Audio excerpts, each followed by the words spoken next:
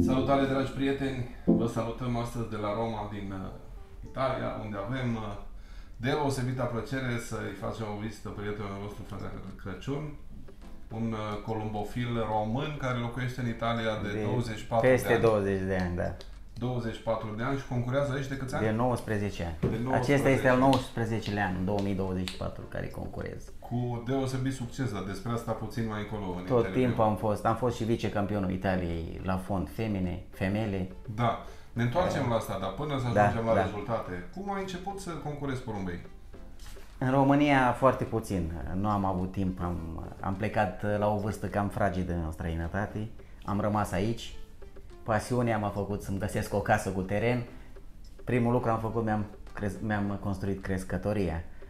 Mi-am adus porumbei de acasă, din România, ce aveam acolo. Nu a fost ceea ce mi-am dorit eu. Italia este foarte greu. Un teritoriu foarte greu, un relief foarte greu. Cine nu știe, mulți poate să o confirme, pentru că știe. S-a dus vestea. Avem foarte mulți, o comunitate foarte mare de români în Italia. Foarte mulți, și o comunitate de columbofili. Da.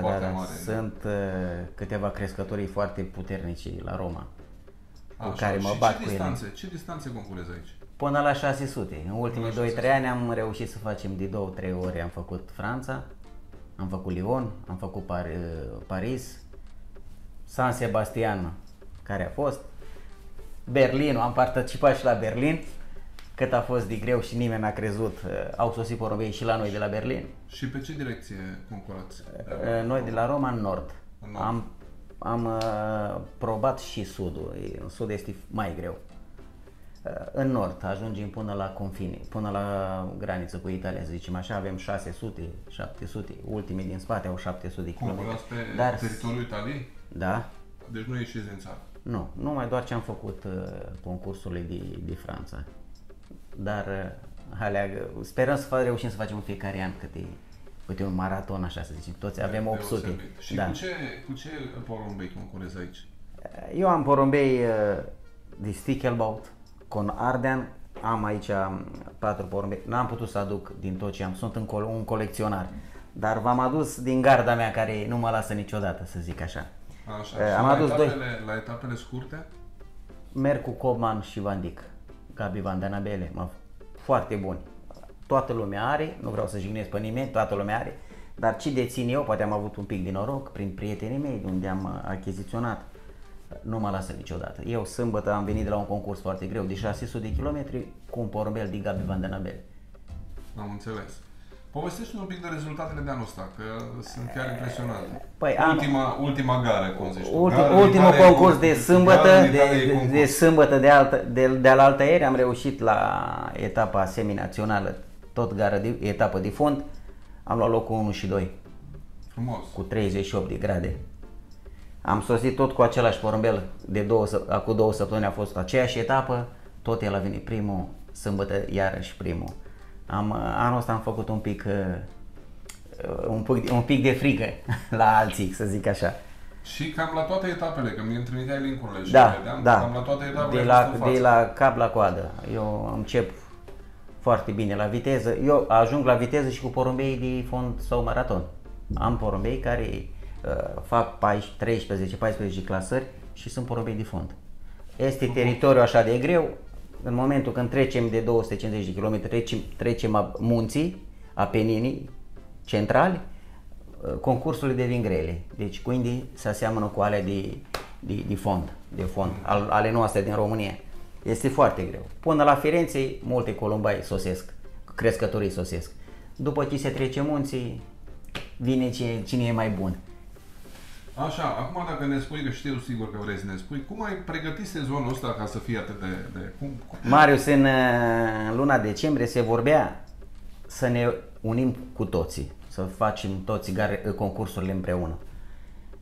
Lucru care pe mine m-a pus în gardă, să zic așa. Am început din octombrie, de când am terminat concursurile cu pui. Prima dată am contactat-o pe doamna Sara din Portugalia, care am cunoscut-o în Portugalia la Mira. Am făcut analize în octombrie, în decembrie și după aia în februarie. Da. Trimit astăzi, de exemplu, până în ora 12, trimit Probele a doua zi, la ora 12, sunt în clinică la doamna Sara. Eu am mers pe mâna ei. Un pic m-am speriat, eu eram învățat cu rețetele mele, cum zicem noi, cu programul meu. Zic, acum merg pe doamna doctor. Tot timpul m-a întrebat cum merge treaba, cum se simte porumbei, ce notez la porumbei. Zic, doamna doctor, merg înainte, nu mă opresc. Zic, merg așa, să vedem ce iese.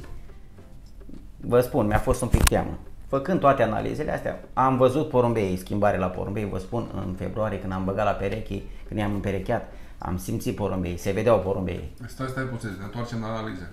Și pentru cei care nu înțeleg despre cine vorbim, Sara Diaz, soția lui Petru, sunt partenerii noștri din Portugalia, pe care i-ați mai văzut pe videourile noastre și despre ei este. Vă spun, deci Marius, analize da, tampon, fece, tot ce trebuia. Vă spun, mă înțelege și de la telefon. Când îi explic câte ceva, am o problemă, o scriu, o sun și mă înțelege și de la telefon. Am și o experiență asta cu ei. Eu cred că, eu n-am fost niciodată acolo în clinică, dar eu cred că ei știu foarte bine despre ce este vorba când se tratează de ceva la porumbei. Fii atent, îți fac o paranteză. Deci când le cer și eu sfatul, ei îmi spun cum sunt porumbeii mei acasă, când mă miră și zic, bă, dar voi de unde știți? Ce vezi că porumbeii ți așa sau n-au o masă musculară sau n-au aia? Și eu am făcut și câteva probe, pentru că am făcut o analiză aici în Italia, am avut răspunsul, pe ea am contactat-o telefonic și ea mi-a spus exact ce mi-a spus clinica de la Reggio Emilia. Deci fără să fac la ea. Mi-am dat seama că ea a înțeles problema. Am zis gata, merg pe mâna ei. Așa, ai făcut analize, ți-a găsit ceva, nu ți-a găsit ceva? Un pic de coccidioză, tricomonoză, funghi, dar m-a ținut complet. Mi-a dat 10 tratamente, Marius. Am zis, cum fac să dau toată roba asta la porumbei? Dacă vă aduceți aminte, eu v-am spus, mi-au trimis 2 cutii de toată roba. Zic, cum fac să dau asta la porumbei? Am dat. Am văzut schimbare la porumbei. Deci sunt produse pentru mine cu valide, care au contat pentru mine, cel puțin la rezultatele care le-am făcut anul acesta cu porumbei. Folosind toată gama de la CS Pharma, bănuiesc că m-a ajutat. La anul nu schimb, tot așa merg. Am făcut primul interprovincial, primul de grupul, primul de societate, primul viteză, primul mezzofondo, primul fondo, primul gara seminațională. Deci, nu mă mai mișc de aici. Porumbeii sunt aceiași. Hai să ne întoarcem la așa. Ai pus porumbei la reproducție, în sezon ați colaborat? Da, m-a întrebat tot timpul cum mergi, trimiteam link-ul după basing. Zicea, e bine, e ok, înseamnă că e bine. Concurența era mare, s-a pornit cu peste 4.000 de porumbei. Deci concurența e mare. Am mers destul de bine. Ea tot timpul mi-a spus, orice problemă observ la ei, mă contactez. Îmi dădea consilii și telefonici. Analize nu mai se poate face. A început sezonul, gata, nu mai poți. Basta. Trebuie pregătirea trebuie făcută până la martie. După aia nu mai poți să te mai gândești la un tratament ceva. Altfel se compromite tot campionatul, cred eu. Așa. Prezintă-ne acum niște porumbei dacă... Să o luăm cu viteza. Hai. Porumbeii mei de bază, care nu mă lasă niciodată, care mi-a adus numele cât mai sus. Am niște porumbei de Cobman, foarte bun, domnul Marius. Sunt pe linia lui Cowboy. Domnul Marius. Da, eu am un deosebit respect cu indii. Ăștia sunt porumbeii mei de Cobman, linia Cowboy. Toți porumbeii care concura Maraica Vinc. Aceștia sunt. Ăsta e Vinc? Sunt extraordinari. Lumea îl știe, băieții mulți îl cunosc. I-am adus pe ei anul acesta vor merge în reproducția mea, pentru că trebuie să opresc. Dar am introdus acum 2 pui de la Cobman. Am o săptămână de când am achiziționat 2 pui de la Cobman. Tot prin cineva. Foarte greu, dar am reușit. E un sacrificiu. Greu și cu Cobman să-l bată pe ăsta, el și cu domnul. Extraordinar porumbel, sincer vă spun. Extraordinar. Marius, ăsta are Van Dijk, Cobman și Maraica, nu? Au fost la concurs. Nu, ăsta și cu ăsta au fost sâmbătă în concurs. No, el, o să vă spun atât, excepțional. No, da. Vis. Uitați. Vis.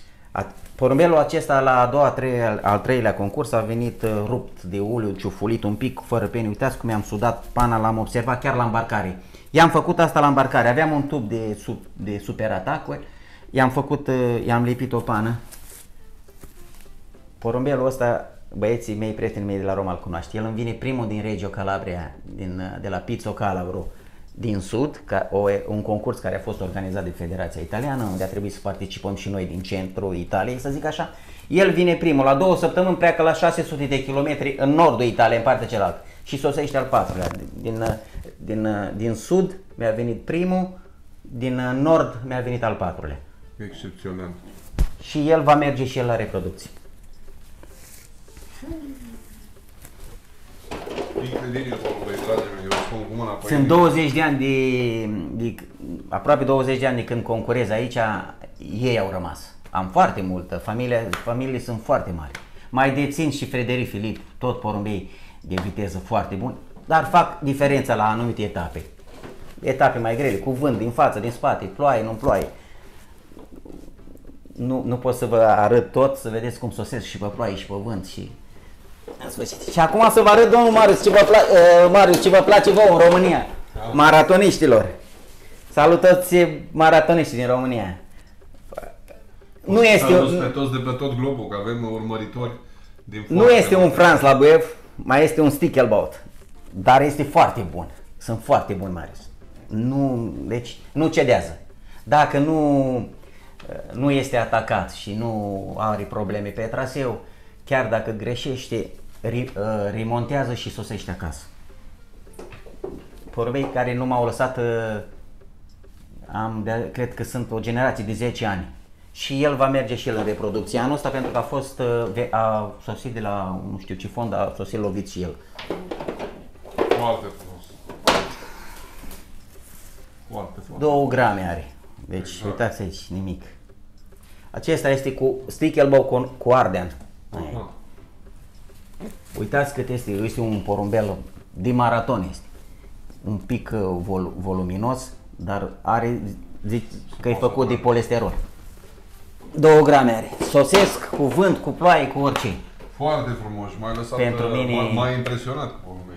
Îmi pare rău că nu s-a putut merge în locația mea. Acolo eu am crescătoria pe un teren privat și a fost un pic mai complicat cu permisul să intrăm acolo. Frumos. Dragii mei, îmi pare rău că nu puteți să țineți în mână, dar sper că prin intermediul ecranului cine are ochi, domnul Marius, cine are ochi știe, înțelege imediat. Am foarte mult, sunt un colecționar, am porumbei foarte buni de Frederic Filip de viteză. Sunt etape sunt concursuri care le lovești, eu mă gândesc la alți porumbei și ei sosesc, este ziua lor, atunci sosesc ei. Am înțeles. Ai spus un pic despre interacțiunea cu Sara și ajutorul pe care ți l-a dat și despre produsele CES Pharma. Mi-ai și adus câteva produse, tot ce a rămas, mai favorite pentru tine. Eu 2 zile pe săptămână am ei face baie. Eu când merg la îmbarcare, colegii mei spune, zice, domnul Crăciun, dar îi ții în acvariu? Nu, eu cred că, nu zic că nu este mai bun. De 2 ori pe săptămână. Nu, cum? Că ai pus mâna pe 2 produse. Păi cu Sanocest, eu ăsta îl folosesc și la baschete. Sanocest spun când mai merg și antrenez, când mă duc eu pe contul meu la antrenament, iau apă cu mine. Trebuie să iei acum, aici în Italia e foarte greu cu restricțiile. Nu, cu restricțiile.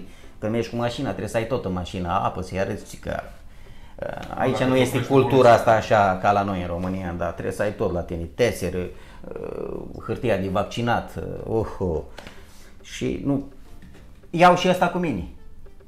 Domnule, eu pun apă ca să dezinfecteze, el bea apă mai curată ca mine. Nu, eu am încredere în produsele astea două. Am înțeles. De 2 ori pe săptămână porumbei mei fac baie. Dacă e nevoie să fac după un concurs, am la volieri dușuri. Nu știu dacă mă explic pentru toți. Am doar dușurile, da. Dușuri. Deci fără balie, fără vască. ca să nu bea de acolo.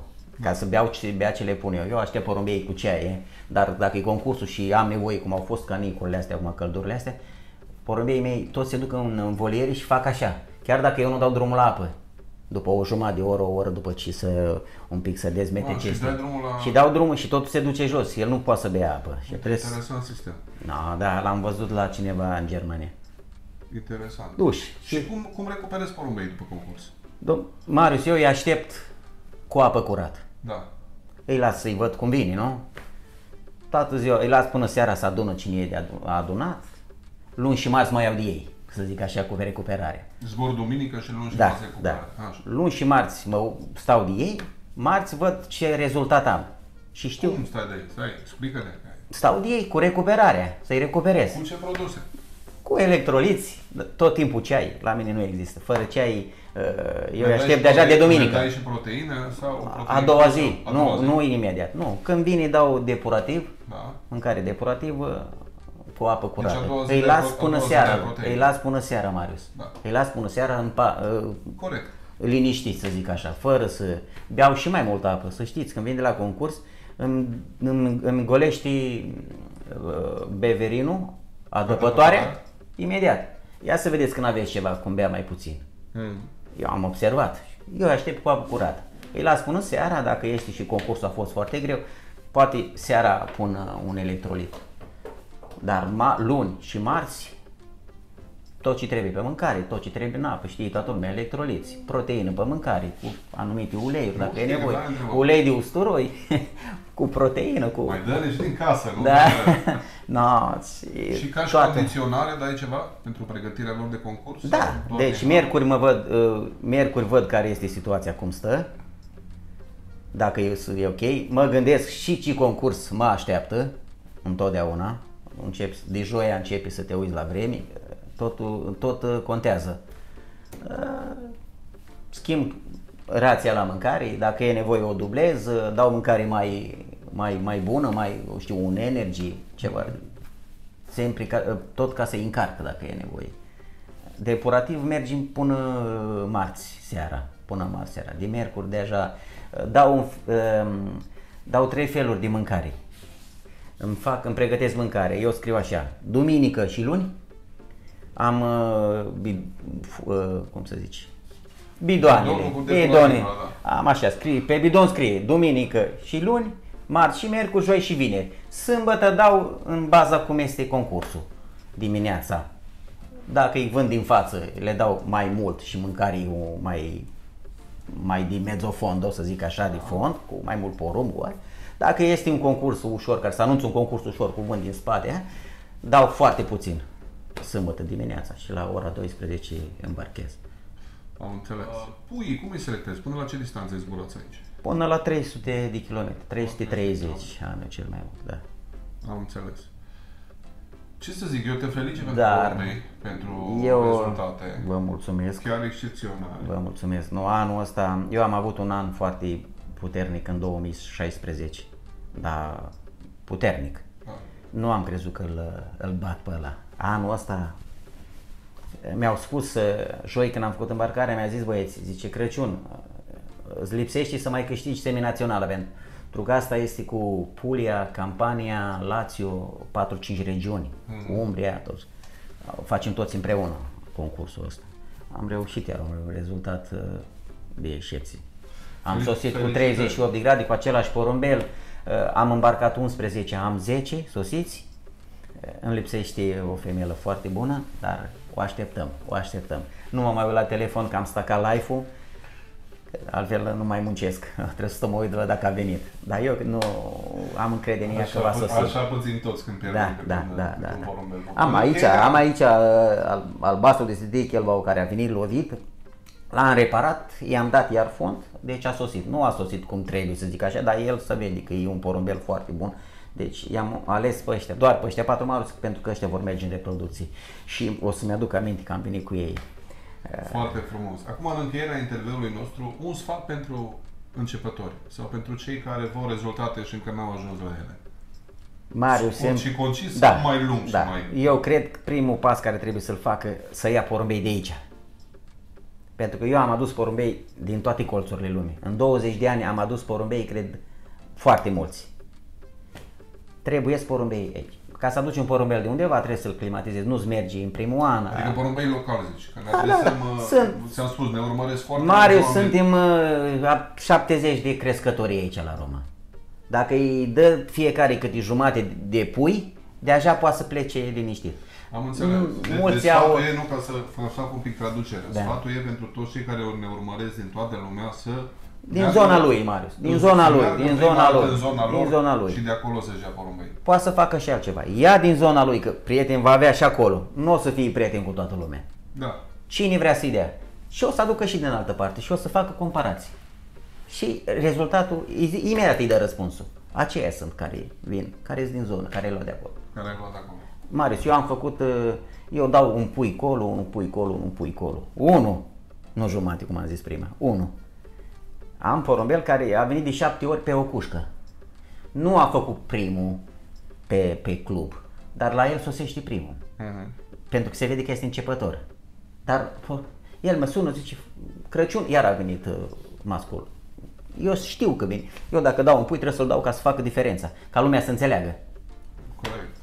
Deci principalul tău sfat pentru cei care se uită la noi și încă sunt în goană după rezultate sau sunt la început de drum este să meargă local și să ia de la crescătorii valoroși locali, să ceară un pui, să cumpere un pui, să primească un nou.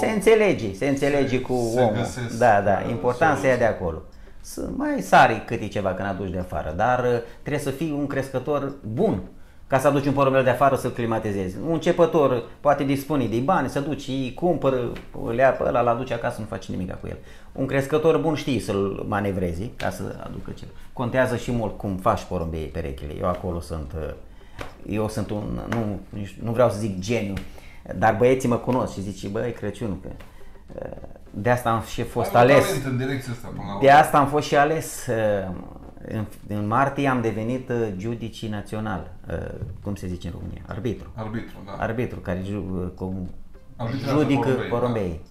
Deci s-a adus imediat veste. Am foarte mulți prieteni la Modena, la Reggio Emilia și mulți au văzut. Am avut un prieten, a sunat în federație și a spus, băi, oameni buni, luați băiatul ăla, puneți mâna pe persoana respectivă. Plus implicarea mea la Roma aici, că am făcut un club de 70 de persoane. Eu sunt președinte la clubul ăsta, m-am ajutat, eu am cumpărat camion mare pe contul meu, zic, ca să fim cei mai tari. Și federația m-a cerut, când s-a făcut alegerile, m-au chemat în federație, nu, tu vii cu noi. Sunt și consilier, sunt și în oficiu sportiv. În martie am trecut examenul după un an jumate de curs, am făcut și cursul mare, muncesc, porumbei acasă și plecam noaptea la 11 noaptea, luam trenul și mă duceam la Reggio Emilia, că aveam curs. Felicitări! Și am trecut, din 13 am rămas 5 persoane, dar toți acolo nu, dacă n-ai ochi și mână nu poți să treci. Nu poți să treci, că nu poți treci. Fără ce să zic, felicitări! Vă mulțumesc că ați venit la Roma. Ei, o plăcere să vii în Italia. În Italia să fii turist, da, în Italia e frumos. Salutări, și vă mai aștept. Mai venim. Salutări tuturor, sper că v-a plăcut interviul și în comentariile voastre. Am un mesaj pentru românii noștri. Da, uite. Îi rog să fie mai uniți, că suntem așa de mulți aici, Marius, sunt și băieți cu pasiuni și totuși nu este cum trebuie. Trebuie să fim mai uniți, băieți. Mai uniți. În mod sigur poporul ăsta nostru trebuie să unească și în țară și în afara țării. Dragilor, sper că v-a plăcut interviul, așteptăm opiniile voastre în comentarii și ce să zic, țineți aproape. Vă salut, băieți!